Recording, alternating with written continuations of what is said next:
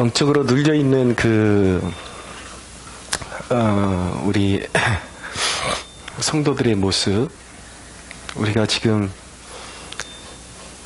이제 결정을 해야 됩니다. 영적으로 계속 세상 가운데서 그렇게 눌려 살 것이냐, 세상을 돌파하는 그리스도인이 될 것이냐. 교회의 모습은 여전히 세상에게 비참하게 조리돌림 당하는 그런 비참한 모습을 가지고 있는데, 이 영적 어두움과 이 세상의 도전을 뚫고 부흥하는 교회가 될 것이냐, 아니면 주저앉는 교회가 될 것이냐. 안타깝게도 중간은 없습니다. 근데 우리 성도들이 이 원리를 알아야 되는 게 무엇이냐면, 이게 서로 다른 주제가 아니라는 것이죠.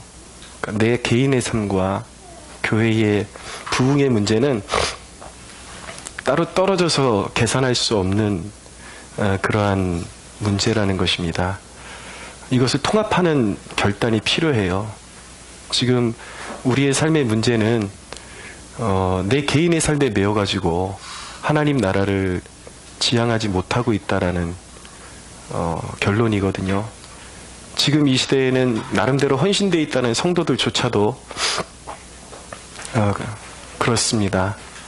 그래서 우리가 먼저 그의 나라와 그의 의를 구하라는 주님의 명령을 가슴으로 받고 우리가 이 문제를 통합해서 하나님 나라를 지향할 수 있다면, 우리 개인의 삶도 교회도 반드시 영적인 어둠을 뚫고 돌파구를 지나서 반드시 승리의 영광을 보게 될 줄로 믿습니다. 할렐루야.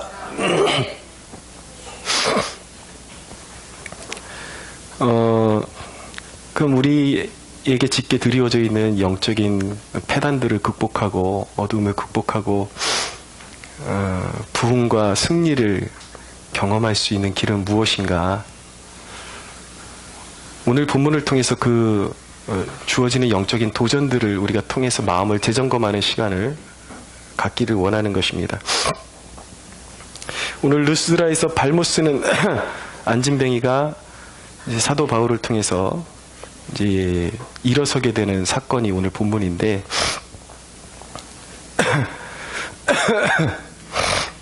나면서 걷지 못한 안진뱅이였습니다. 근데 바울이 그를 주목해서 구원받을 만한 믿음이 그에게 있는 것을 보고 큰 소리를 내 내 발로 일어서라. 내 발로 일어서라. 이 소리를 듣고 이제 걷게 된 것입니다.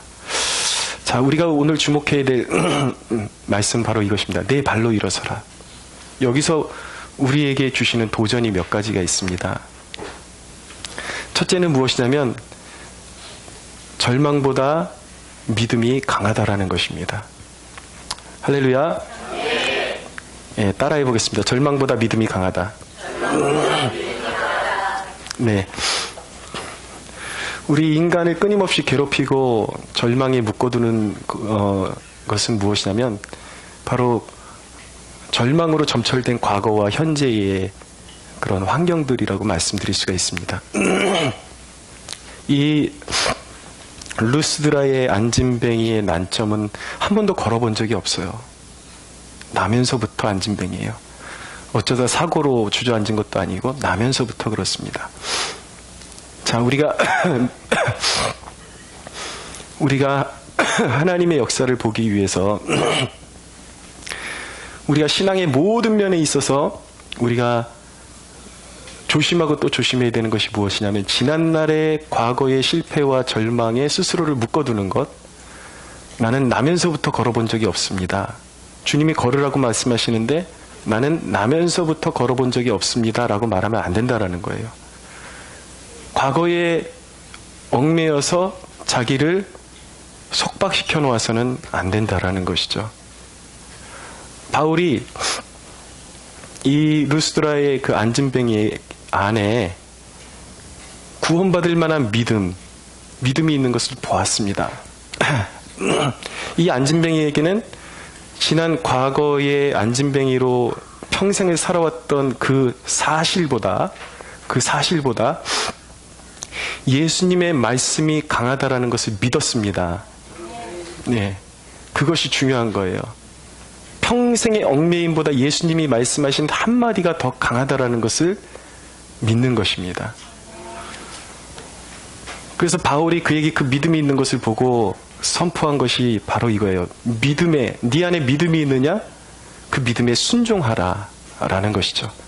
자, 오늘 말씀의 그 중요한 포인트는 믿음에는 아주 특별한 면이 있다라는 거예요. 믿음은 순종을 통해서 역사를 나타내는 통로인 것입니다. 믿음이 들어왔을 때 순종해야지 역사가 일어난다라는 것이죠. 중국의 가정교회 지도자 중에 워치만 리라는 분이 있습니다. 주일날 잠깐 말씀드렸는데 이분의 신학적으로 약간 부분적으로 조금 문제가 제기되는 부분이 있어서 사람들이 인용하기에 좀 꺼려하는 부분도 있긴 한데, 근데 우리가 한 사람을 평가할 때에 완전히 이단과 오류가 있는 것을 좀 구분할 수가 있어야 돼요. 이단은 전혀 상정하면 안 되지만 오류가 있지만 그 사람의 인생의 전체를 놓고 보면은 어떤 신학자보다 어떤 탁월한 목회자보다 더 하나님과 친밀하게 지낸 사람들의 이야기가 있습니다. 그게 가능해요. 근데 이 워치만이라는 분이 중국 교회에서 막대한 영향력을 가지고 있고 우리나라에도 영에 속한 사람이라는 책을 통해서 적지 않은 영향력을 끼쳤죠. 이분이 한때 자기가 겪었던 투병 사례를 간증하는 것을 듣게 된 거예요. 근데 이분이 예수님을 만나고 젊음을 주님께 헌신했는데 폐병에 걸리게 되었습니다. 근데 폐병에 걸렸음에도 불구하고 어디서 집회 와서 좀 말씀 좀 전해달라 그러면 가는데 몇 발자국 걸으면 이 폐병이 숨이 차가지고 몇 발자국 걷다가 전봇대 짚고 섰다가 가고 벽 짚고 섰다가 가고 그런 사실을 주위의 동역자들이 알고 당신 그렇게 몸을 혹사하면 안 된다. 하나님께 드릴 몸도 좀 추스려가면서 해야지. 이런 식으로 이야기를 하는데 이 형제의 고백은 나는 주님을 위해서 죽기 원합니다. 늘 그런 고백이었어요. 근데 폐병이 심화돼가지고 아예 일어설 수도 없고 숨 쉬는 그 자체가 너무 힘들어져가지고 이제 죽을 날만 기다리는 그러한 신세가 되었습니다. 근데 이 형제가 하나님 앞에 기도하면서 물어본 거예요. 하나님, 나를 이렇게 젊은 나이에 데려가시는 이유가 있습니까? 특별히 내가 하나님이 주시는 어떤 사명을 감당해야 될 일이 없다면 지금 데려가셔서 저는 여한이 없습니다. 그러나 주께서 나를 쓰실 일이 있거든 나를 일으켜 세워주시기를 원합니다. 라고 기도하기 시작했죠. 그러면서 믿음을 달라고 기도를 했습니다. 믿음을 부어달라고. 그런 중에 어느 날 성경을 읽는 중에 이 사람에게 하나님의 말씀이 임합니다. 로마서 1장 17절에 오직 의인은 믿음으로 말미암아 살리라 라는 말씀이 그의 심령 가운데 울려 퍼졌습니다. 근데 그의 심령 가운데 그 하나님의 말씀, 성경의 로마서의 말씀이 울려 퍼지면서 그에게 계속해서 그의 심령 가운데 울려 퍼지는 메아리가 무엇이냐면 의인은 오직 믿음으로 살리라. 의인은 오직 믿음으로 일어서리라. 믿음으로 내가 행하리라. 할렐루야. 계속 이 말씀이 울려 퍼지는 거예요. 내가 믿음으로 일어서야 된다. 라고 결단을 하고 이 믿음, 하나님이 나를 치료하신다고 분명히 메시지를 주셨는데 내가 나으려면 내게 주신 믿음에 순종해야 된다. 그것을 그가 자각하게 되고 이제 그 말씀에 순종하게 됩니다. 그러면서 일어설 수가 없는데 식은땀을 흘리면서 그가 그 폐병의 자리에서 자기의 몸을 일으켜 세우는데 마귀가 그의 음성 가운데 속삭이는 내용이 무엇이냐면 네가 지금 앉지도 못하면서 서려고 하느냐? 너는 결코 설 수 없다라고 계속 속삭이는 거예요. 그런데 워치만 리가 그 마귀의 음성을 예수님의 이름으로 물리치면서 나는 믿음으로 설 것이다. 나는 믿음으로 행할 것이다. 나는 믿음으로 이길 것이다. 마음으로 수없이 반복하고 외치면서 식은땀을 흘리면서 자리에서 일어서게 됩니다. 결국은 일어서게 되었고 그런 밑에 층에서 기도하던 형제들 앞에 자신의 모습을 나타내었고 결국은 형제들 앞에서 완치된 모습으로 그는 나타나게 되었습니다. 할렐루야. 믿음으로 일어서게 된 것이죠. 믿음의 순종에서 그는 일어서게 된 것입니다. 여러분, 우리에게 필요한 것은 무엇이냐면요. 저는 그렇게 생각합니다. 우리 하나님의 자녀들이 영적인 질병에 붙잡혀서 살아가는 것이 하나님의 뜻이라고 생각하지 않습니다. 저는 한국교회가 이렇게 절망 가운데 그냥 널브러져 있는 것이 결코 하나님의 뜻이라고 믿지 않습니다. 하나님의 뜻은 우리가 일어서는 것입니다. 여러분, 그렇기 때문에 우리가 일어서려면 절망을 압도하는 믿음을 우리에게 부어달라고 기도할 수 있어야 하는 것입니다. 예. 오늘 이 시간이 그렇게 길지 않은 시간이 될 텐데 우리의 절망을 이기는 믿음이 부어지는 그 사건을 경험하는 현장이 되었으면 좋겠습니다. 두 번째 도전은 무엇이냐면요. 승리를 쟁취하라는 것입니다. 내 발로 일어서라. 이 말씀을 통해서 우리에게 주어지는 영적인 도전이 바로 승리를 쟁취하라는 것입니다. 다 이어지는 맥락이에요. 여러분, 믿음은 수동적이기만 한 것이 아닙니다. 바울이 도전하는 것은 무엇이었냐면 이 루스드라의 안진뱅이 안에 있는 믿음을 보고 그 믿음을 의지해서 다리에 힘을 주고 일어서라는 것이었어요. 이 안진뱅이가 해야 될 일은 무엇이냐면 자기에게 부어진 그리스도 예수로 말미암은 그 믿음을 의지해서 다리에 힘을 주는 것이었습니다. 여러분, 하나님의 능력으로 다리에 힘이 임했다 하더라도 자기가 힘을 발휘하고 힘을 줄 때 자신에게 임해 있는 힘이 발휘를 하게 되는 것입니다. 그것을 아셔야 돼요.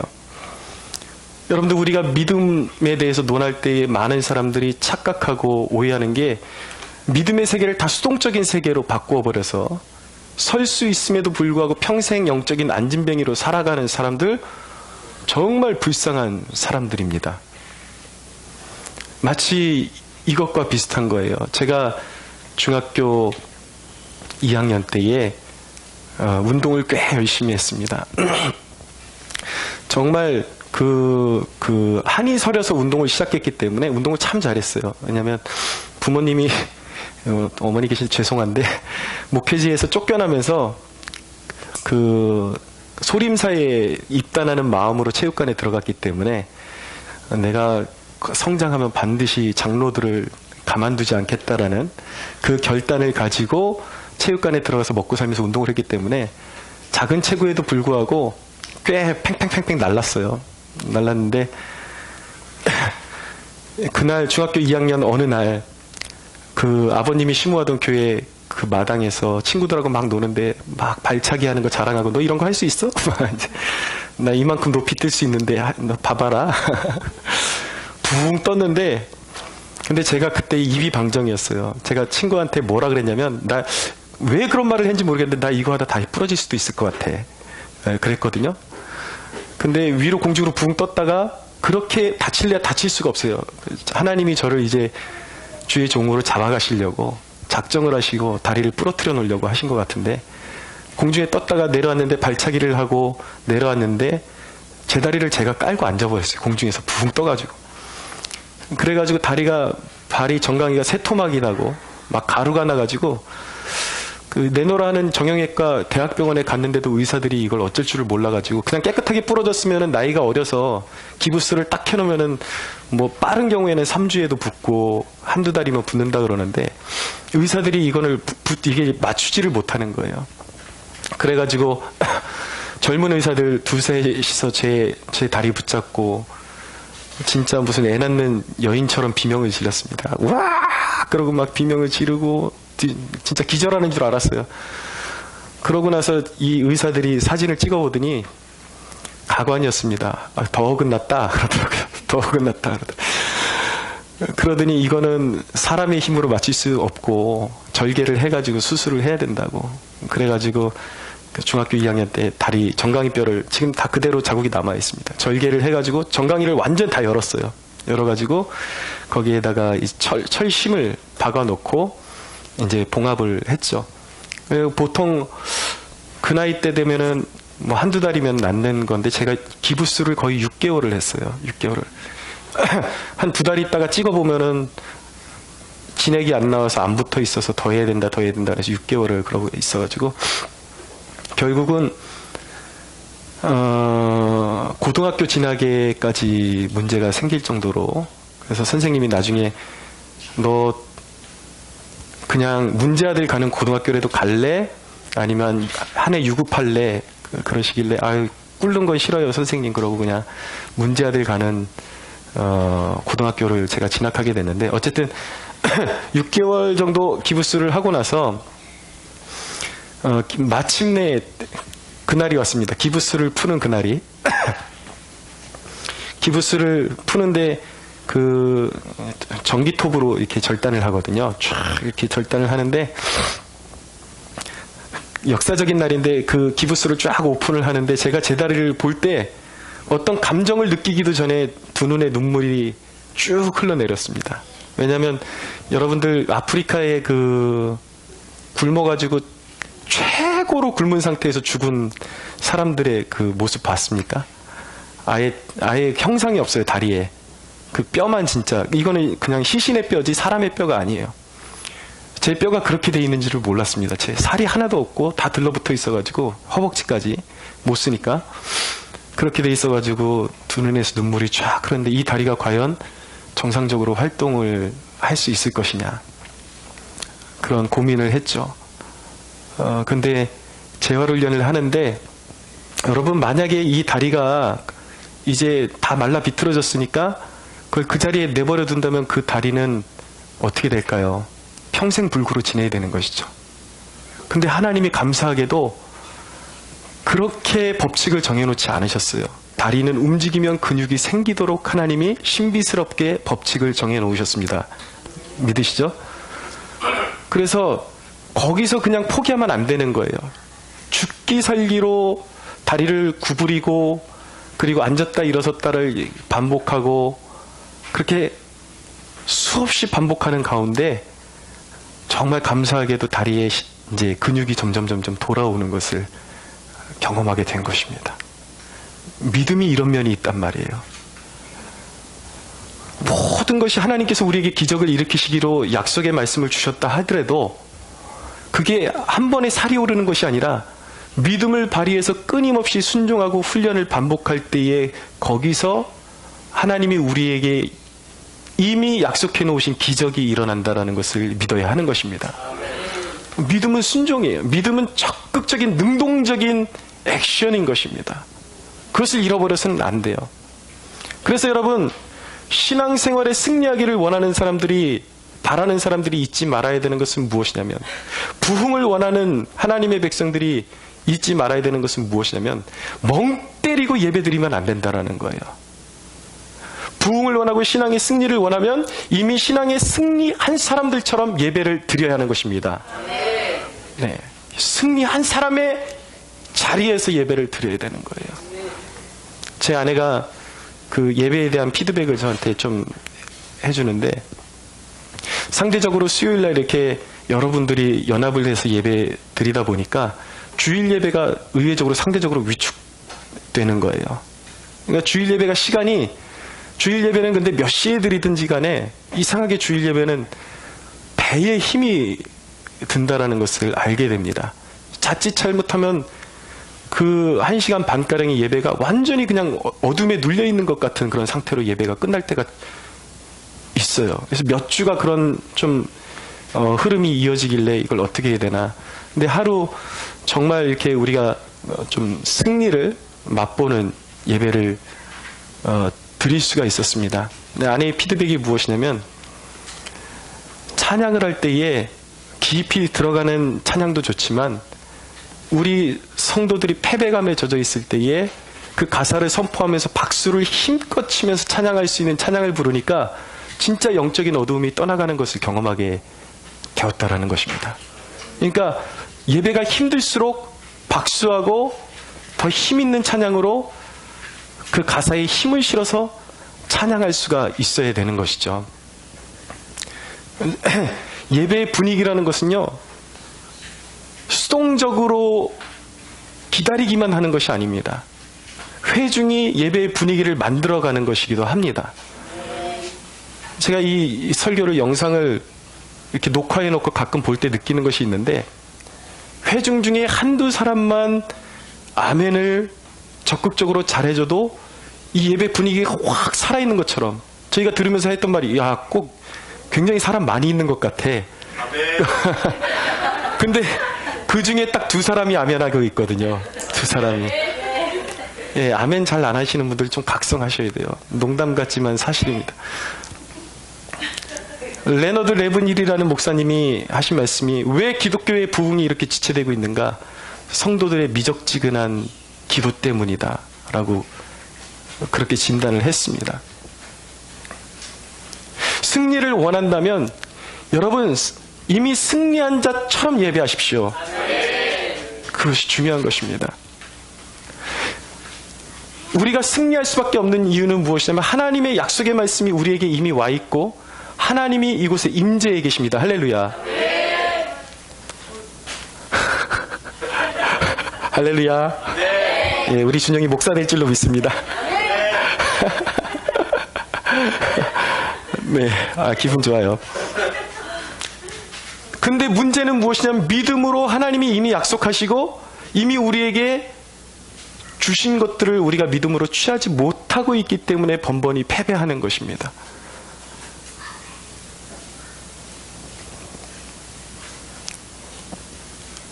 여러분, 우리는 마치 무엇과 같아야 되냐면요, 우물을 길어 올리는 펌프질하는 성실한 사역자들이 되어야 하는 것입니다. 우물이 이미 밑에 있어요. 하나님이 말씀으로 약속해 주셨습니다. 은혜의 우물이 밑에 있어요. 그리스도는 우리의 무한한 은혜의 샘이 되십니다. 할렐루야. 중요한 것은 무엇이냐면, 주의 종들이 성실하게 그 우물을 펌프질을 해서 퍼내야 하는 것입니다. 사랑하는 여러분, 믿음으로 기도하십시오. 찬양할 때도 믿음으로 가사를 선포하십시오. 눌리지 말고 믿음으로 여러분들에게 주어진 은혜의 물을 퍼낼 수 있는 여러분들 되시기를 바랍니다. 가끔 요즘 저에게 그 상담이 들어오는 게, 종종 상담이 들어오는 게, 나라가 이렇다 보니까 교회마다 오히려 성도들이 더 깨어 있어요. 이 기도하는 성도들이, 나라가 지금 이 정부가 주사파들에게 먹혀가지고 지금 또 남북 정상회담을 한다고 하는데, 저 북한의 살인마에게 우리나라 군대를 사열식을 하겠다고, 최고의 수장들에게만 예의를 표하는 사열식을 하겠다고 그러는데, 국민들이 뭐가 뭔지를 어디가 앞이고 어디가 뒤인지 모르는 시대 가운데, 이 연방제라는 통일이 무엇인지도 모르는 목사들이 강단에서 평화의 모두가 무르익고 있다고 그렇게 막 설교를 하니까, 깨어있는 성도들이 상심해가지고 저에게 자주 문의를 해오세요. 내 이 교회 다녀야 되냐 말아야 되냐. 근데 문제는 뭐냐면, 지금 이 시대의 교회들이 거진 그 모양이기 때문에 옮기는 것도 쉽지 않아요. 그 문제는, 그런 분들 가운데 토로하는 게 무엇이냐, 자기 혼자 같으면 옮길 텐데 옮기는 것도 쉽게 못하는 것이 가족과의 문제가 얽혀 있거나 교회의 다른 봉사의 문제가 얽혀 있거나 그러면 교회를 옮길 수는 없는데 저런 메시지를 계속 듣고 있어야 하는 것인지 이 교회에 남아 있어야 하는 것인지 고민하는 성도분들이 있습니다. 근데 여러분, 그렇다 할지라도 고민할 필요가 없는 거예요. 정말 교회가 메시지가 부패하고 정말 필요하다면 교회를 옮기는 것도 고려해 보라고 저는 권면하고 싶습니다. 그러나 어쩔 수 없는 상황 가운데서 그런 교회에 다녀야 하는 분들이 은혜의 수로가 다 막혀 있는 것은 아니에요. 하나님과의 은혜의 관계는 하나님과 내 영의 관계인 것입니다. 어디에서든지 아무리 썩고 부패한, 영적으로 부패한 장소에 내가 있다 할지라도 내 영이 진정으로 그리스도 안에서 우러나오는 샘물을 추구하고 갈급해하는 영혼이 있다면, 내가 개인적으로 하나님을 바라볼 수 있다면, 그 예배의 공간, 마음을 어렵게 하는 공간 가운데서도 믿음으로 선포하고 믿음으로 간구하고 믿음으로 하나님을 바라볼 수 있다면 그 영혼에게 진정한 참 은혜의 샘물이 임하는 것을 믿으시기 바랍니다. 성령님이 임재하시 못하실 공간은 없어요, 여러분. 여러분 그런 얘기 못 들어보셨습니까? 어떤 스님이 저 전라도 어디에 나병촌에 봉사하러 가셨다가 거기서 법당에서 연부를 외우고 있는데 갑자기 입에서 할렐루야 할렐루야가 나와가지고 자기가 연부를 외우다가 할렐루야 하다 방언을 받고 예수쟁이가 되어버렸어요. 목사가 되어버렸습니다. 여러분, 물론 하나님의 성전에 하나님의 백성들이 모여야 하지만 하나님의 구원은 장소를 가리지 않습니다. 그러므로 사랑하는 여러분, 어떤 불리한 요건과 위치에 있든지 내가 이것 때문에 은혜 못 받아 라는 말은 하지 마십시오. 오히려 그런 불행한 환경이 내가 은혜 받기에 가장 절호의 좋은 환경이라는 것을 깨달으셔야 돼요. 인간은 가장 절박할 때에 주님을 진심으로 찾게 됩니다. 인간은 가장 절박할 때에 진짜 믿음을 발휘하게 되는 것입니다. 사랑하는 여러분, 부흥을 갈망하십니까? 이미 승리한 사람처럼 예배하십시오. 이미 부흥을 경험한 사람처럼, 경험하기 시작한 사람들처럼 예배해야 하는 것입니다. 스스로가 환경에 눌려버리고 우리 교회는 좀 뭔가 침체된 것 같아, 거기에 눌려버리면 끝나는 거예요. 부흥은 다른 사람의 책임이 아니에요. 바로 나 때문에 부흥이 딜레이 되고 있는 것입니다. 내가 하나님의 말씀 앞에 아멘하고 받으면 그것은 나의 양식이 되는 것이요, 내가 어느 순간에든지 주여하고 목 놓아 부르짖으면 그곳에 하나님의 영광이 나타날 줄로 믿으시기 바랍니다. 두 사람이라도 살아있는 예배에는 사람들이 자꾸 오고 싶어 하게 돼 있어요. 그런데 10사람이 모여도 우리 교회는 왜 이렇게 더디냐, 안 되냐, 오늘도 뭐 예배 그저 그랬다, 패배감에 젖어 있게 되면 그 교회는 승산이 없게 되는 것입니다. 사랑하는 여러분, 순종하십시오. 여러분, 목회자의 애환이 바로 여기 있는 것입니다. 운동은요 단순해요. 코치가 당신 몇 미터 뛰십시오, 지금부터 시간 될 때까지 되니까 몇 분까지 뛰십시오 그러면 거기에다 대고 이거 왜 뛰어야 됩니까? 묻는 사람 없어요. 왜냐하면 왜 뛰어야 되는지 알고 있기 때문이에요. 코치가 몇 킬로의 무게를, 당신 체력에는 이 정도가 적합하니까 무게를 드십시오 라고 하면 거기에 토를 다는 사람은 없습니다. 그냥 순종합니다. 그것이 정상적인 거예요. 근데 제가 겪어보니까, 제가 또 운동 선수 출신이고 운동 사범 출신이잖아요. 운동도 가르쳐받고 다 해봤지만 제일 순종이 안 되는 부류가 바로 교인들입니다. 말이 통하지를 않아요. 왜 이래야 합니까? 왜 아멘을 이렇게 강요하는 것이죠? 왜 그렇게 크게 기도하라고 강요하는 것이죠? 여러분, 이런 미적지근한 태도 때문에 부흥이 딜레이 되고 있는 것입니다. 하나님이 우리에게 크게 역사하고 싶어도 우리의 불순종 때문에 하나님의 은혜의 수로가 막혀있다라는 사실을 기억하시기 바랍니다. 순종해야 되는 거예요. 믿음에 순종해야 역사가 일어나는 것입니다. 축복받고 싶습니까, 여러분? 축복받고자 하는 것도 순종해야 축복이 임하는 것입니다. 고린도전서 16장 13절에 보면 믿음에 굳게 서서 남자답게 강건하라고 말씀하고 있는 것입니다. 주님이 너희를 세우겠다, 너희를 고치겠다 라고 말씀하시면 우리가 해야 될 일은 무엇입니까? 그 믿음을 따라 굳게 서는 거예요. 할렐루야.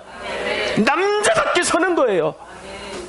아직도 나는 병마에 시달리고 있다, 이것이 아니라 나의 병은 이미 쫓김을 받았다. 할렐루야.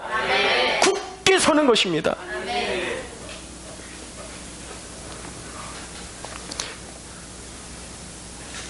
베드로전서에 있는 말씀 보면 이런 말씀이 있습니다.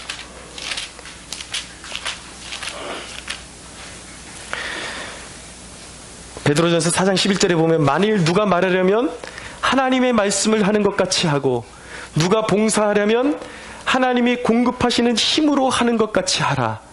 이는 범사의 예수 그리스도로 말미암아 하나님이 영광을 받으시게 하려 함이니 그에게 영광과 권능이 세세에 무궁하도록 있느니라. 아멘. 할렐루야. 아멘.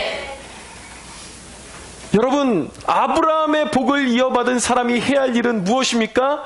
하나님이 여러분들에게 믿음 안에서 복 주신다라고 말씀하셨어요. 그러면 우리가 해야 하는 일은 무엇인가? 복받은 사람처럼 행동해야 하는 것입니다. 하나님이 말씀하시는 것처럼 말하라. 하나님이 주시는 공급하시는 힘으로 봉사하는 것처럼 봉사하라. 할렐루야. 우리가 말 한마디 할 때에도, 사람들을 격려할 때에도 내 힘으로 말하는 것이 아니라 내게 하나님이 주신 말씀을 선포한다라는 믿음으로 말을 꺼낼 때 사람들에게 감동이 주어지게 되어 있는 것입니다. 사랑하는 여러분들, 여러분들의 입술이 축복의 입술로 변화되기를 원합니다. 여러분들의 음성을 듣는 사람들마다 영적으로 감동되어지는 축복이 있게 되기를 바랍니다. 이미 부흥을 보기 시작한 사람들처럼 예배하십시오. 이미 축복받은 사람처럼 말하기 시작하십시오. 그것이 믿음이에요. 그렇게 말하기 시작할 때 입술에 권세가 일어나고 삶의 영향력이 생기기 시작하는 것입니다. 말씀 정리하겠습니다. 시간은 비슷비슷하게 다 들어간 것 같은데, 부흥을 보기 원한다면 부흥을 위해서 준비된 사람으로서 살아가십시오. 여러분, 구약성경부터 해가지고 하나님의 영광의 임재가 나타났던 부흥의 역사들이 기록되고 있는 것들이 있는데, 공통점이 무엇이냐면 성전이 먼저 완공이 돼야 하나님의 영광이 임한다라는 것입니다.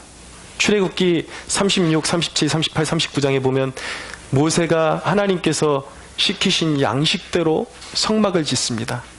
성막을 다 완공하고 나니까 출애굽기 40장에 보면 하나님의 영광이 구름처럼 그곳에 충만하게 임재했다라고 말씀하고 있는 것입니다. 솔로몬이 성전을 하나님이 보이신 식양대로, 양식대로 다 완공하고 나니까 제사장들이 걷기에 힘들 정도로 하나님의 영광이 충만하게 임했다라고 말씀하고 있는 것입니다. 여러분, 느헤미야 8장에 보면은 바벨론 포로를 갔다가 잡혀갔다가 70년 만에 돌아온 하나님의 백성들에게 에스라를 중심으로 해서 영적인 놀라운 대부흥이 일어나는 것을 보여주고 있습니다. 그들에게 무엇이 있었습니까? 어떤 결단이 있었습니까? 바벨론 포로로 갔다가 돌아와서 이제는 다시는 포로 생활로 돌아가지 않겠다. 이제는 내 고향 예루살렘에서 하나님의 제단과 하나님을 향한 예배를 회복하는 일에 내 삶을 드리겠다라고 결단했기 때문에 그 결단이 있는 백성에게 하나님의 말씀과 하나님의 영광과 놀라운 부흥이 임했음을 믿으시기 바랍니다. 여러분, 우리도 그래야 됩니다. 더 이상 돌아설 것이 없다라는 믿음이 있어야 돼요. 방황할 것이 없다. 내 인생 부흥을 위해서 이제는 드리기를 원한다. 그러려면 여러분 몇 가지 결단이 필요합니다. 여러분에게. 첫째는 내 삶을 완전히 세상으로부터 구별하겠다. 두 번째는 철저히 말씀에 내 삶을 헌신하겠다. 세 번째는 철저히 기도 생활에 내 삶을 헌신하겠다. 네 번째는 철저히 전도에 내 삶을 헌신하겠다. 할렐루야. 하나님은 오늘날 우리 교회에 불을 내리기를 원하십니다. 불을 내려 부흥을 보여주실 교회를 찾고 계십니다. 그런데 여러분, 하나님이 원하시는 것은 무엇이냐면 우리가 하나님이 성령의 불로 임하실 성막으로 지어지기를 원하십니다. 성전으로 지어지기를 원하십니다. 우리의 기본기가 튼튼해야 돼요. 어쩌다가 부흥이 임하면 운이 좋으면 내가 부흥이 불 것이다가 아니라 우리는 세상을 향한 갈망함을 가지고 우리가 이 시대에 부름받은 사명을 가지고 물러설 곳이 없다. 하나님의 성령이 임하시는 하나님의 전으로 내 삶을 드려야 한다라는, 정말 내 모든 것을 건 결의와 결단이 필요한 것입니다. 할렐루야. 여러분, 말로만 끝나서는 안 되는 거예요. 여러분들 말씀에 헌신하고 기도에 헌신하고 전도에 헌신하고 이 마지막 세대 가운데 정말 하나님이 사용하시는 교회의 회복을 보고야 말겠다라는 결단이 있으면 하나님의 영광이, 하나님의 불이 그 교회 중에 임하시고 하나님의 백성들을 향한 놀라운 성령의 기름 부음이 반드시 임할 것입니다. 그 기름 부음을 받은 하나님의 자녀들, 하나님의 백성들을 통하여서 하나님은 이 세대를, 이 어두운 세대를 변화시켜 나가기 시작할 것입니다. 사랑하는 여러분, 부흥을 갈망합시다. 여러분들의 인생이 따로 있고 그리스도인에게는 선택권이 없어요. 여러분들이 코드를 잘못 맞추면 세상의 어둠 가운데 다니다가 비참하게 맛을 잃어버린 소금으로 세상에 짓밟히다가 끝나버릴 수밖에 없는 거예요. 우리의 선택권은 하나인 것입니다. 부흥을 봐야 하는 것입니다. 사랑하는 여러분, 가장 그 첫 단추가 무엇입니까? 우리 안에서 예배가 회복되어야 하는 것입니다. 할렐루야. 믿음으로, 여러분, 이미 부흥을 우리가 보기로 결단하고 부흥이 우리 문 앞에 드리워져 있음을 깨닫고 부흥이 우리에게 이미 주어졌음을 믿는 믿음으로 예배하는 우리가 되기를 원합니다. 믿음으로 선포하고 믿음으로 기도하고 믿음으로 찬양하고, 여러분, 우리의 입술은 부르짖으라고 있는 것입니다. 부르짖고 기도할 수 있는 기회는 우리의 생명이 살아있는 이 순간밖에는 없는 것입니다. 지나가면 끝이에요. 아끼지 마세요. 여러분, 다 쓰러져가는 저도 소리 지르잖아요. 적어도 여러분들 몇 명이 지금 모이셨는데 저보다 강해야지는 않겠습니까? 할렐루야. 강한 우리 됩시다. 승리하는 우리 됩시다. 부흥을 보는 우리 세대 되기를 원합니다. 우리 하나님께 영광의 박수 올려드리겠습니다.